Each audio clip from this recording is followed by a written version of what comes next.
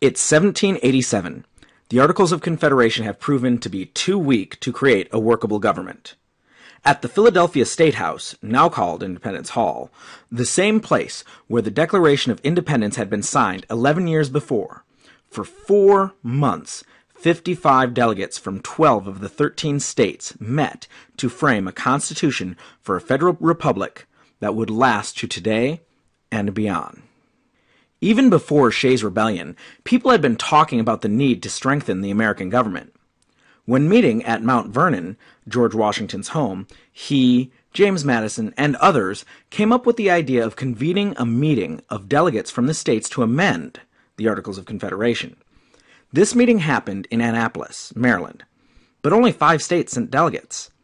It was at this meeting that Alexander Hamilton's recommendation to convene another reform meeting in Philadelphia in the spring of 1787 was forwarded to the Continental Congress.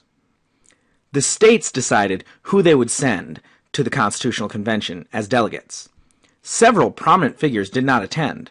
John Adams, Thomas Jefferson, and Patrick Henry were among those who were not in attendance.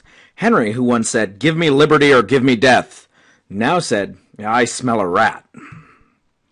Of those who did attend, George Washington, who was noted for his patience and fairness, was selected as the presiding officer. 55 delegates attended.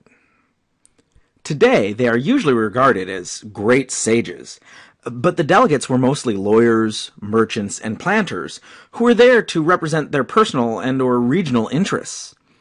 It is amazing how the group on several occasions was able to look past those personal interests and make amazing compromises. The original purpose of the meeting to amend the Articles of Confederation was almost instantly scrapped, and the decision to start from scratch on a new document was made.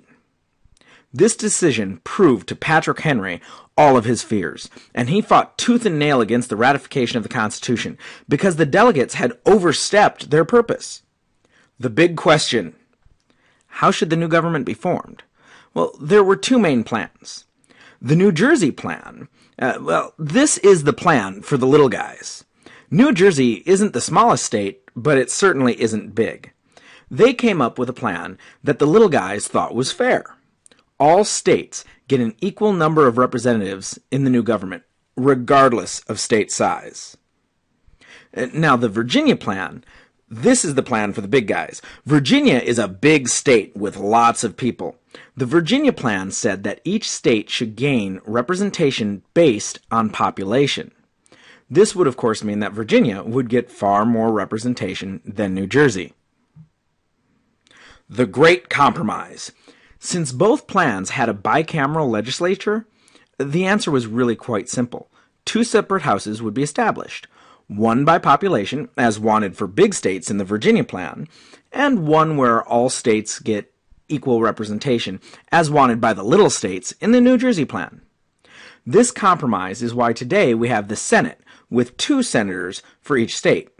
We could call it the New Jersey plan Senate or House. And the House of Representatives, which has each state's representatives decided by population, we could call the Virginia Plan House. Of course, today Virginia has 11 representatives. It doesn't seem that big next to California's 53. Of course, there were many more sticking points at the convention. One dark stain on the Constitution that has to be mentioned is the 3/5 compromise. Although the South did not want any rights for their slaves, and wanted slaves treated as property, they did want their slaves to count as population when deciding their representation in the government. Since the Southern delegates would not move forward without the slaves being counted, a compromise was reached.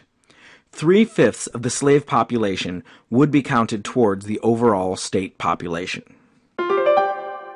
So to recap, the Articles of Confederation were too weak. 55 delegates met in Philadelphia to amend them. Instead, they decided to start from scratch.